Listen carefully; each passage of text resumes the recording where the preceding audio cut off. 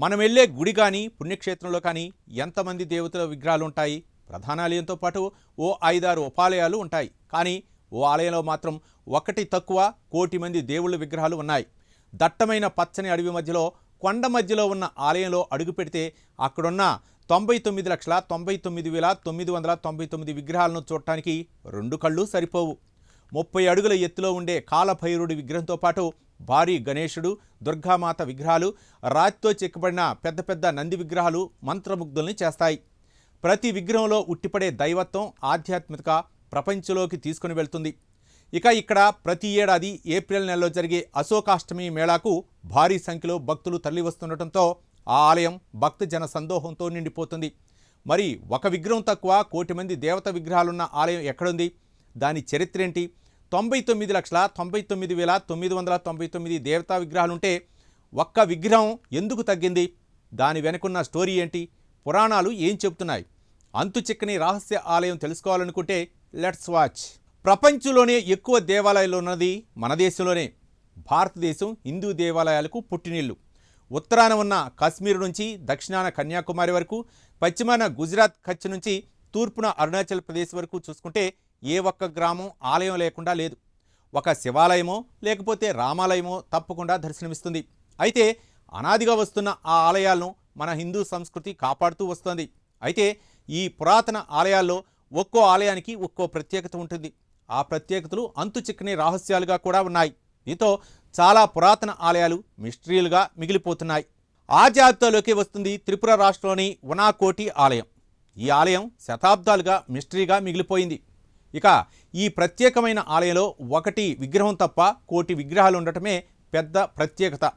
దట్టమైన అటవీ ప్రాంతంలో కొండల మధ్యలో ఉన్న ఈ ఆలయం ప్రదేశం ఎంతో ప్రత్యేకతమైనది. ఇక్కడ ఏకంగా 99,99,999 రాతి విగ్రహాలు ఉన్నాయి.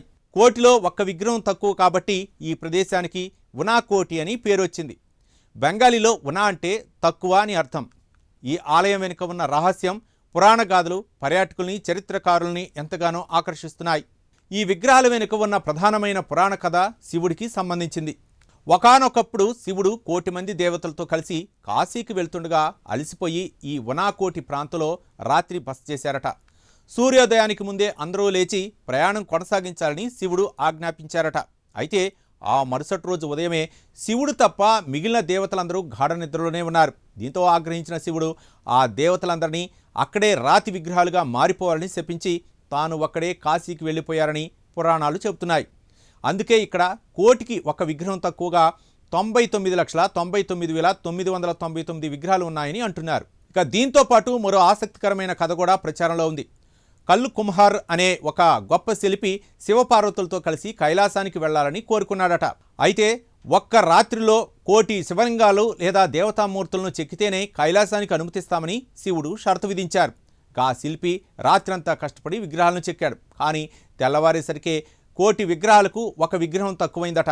దీంతో ఆ శిల్పి కోరిక తీరలేదని, ఆ శిల్పాలే ఇప్పుడు ఉనాకోటిలో దర్శనమిస్తున్నాయని స్థానికులు నమ్ముతారు. అయితే త్రిపుర రాజధాని అగర్తలాకు సుమారు 178 కిలోమీటర్ల దూరంలో ఉన్న ఈ ఉనాకోటి ఇప్పుడు ఒక ప్రముఖ పర్యాటక కేంద్రంగా మారుతోంది. ఈ ప్రాంతం యొక్క చారిత్రక, సాంస్కృతిక ప్రాముఖ్యతను గుర్తించి దీన్ని యునెస్కో ప్రపంచ వారసత్వ ప్రదేశాల తాత్కాలిక జాబితాలో చేర్చారు. ఈ అంతుచిక్కని రహస్యాల ఆలయాన్ని దర్శించుకోవడానికి దేశం నలుమూలల నుండి భక్తులు, పర్యాటకులు తరలివస్తుంటారు. ఏప్రిల్ నెలలో ఇక్కడ జరిగే అశోకాష్టమి మేళాకు వేలాదిగా జనం హాజరవుతారు. ఇక్కడ రాతి శిల్పాలు అద్భుతమైన కళా నైపుణ్యానికి దర్పణం పడతాయి. ముఖ్యంగా 30 అడుగుల ఎత్తులో ఉండే ఉనాకోటేశ్వర కాలభైరవ విగ్రహం ఇక్కడ ప్రధాన ఆకర్షణ. దీంతోపాటు భారీ గణేశుడు, దుర్గామాత విగ్రహాలు, రాతితో చెక్కిన నంది విగ్రహాలు పర్యాటకుల్ని మంత్రముగ్ధులను చేస్తాయి. 7వ శతాబ్దం నుండి 9వ శతాబ్దం మధ్య కాలంలో ఈ శిల్పాలను చెక్కినట్లు చరిత్రకారులు భావిస్తున్నారు. ఈ ప్రాంతం అద్భుతమైన జలపాతాలు, పచ్చని చెట్లతో నిండి ఉండి పర్యాటకులను కనువిందు చేస్తోంది.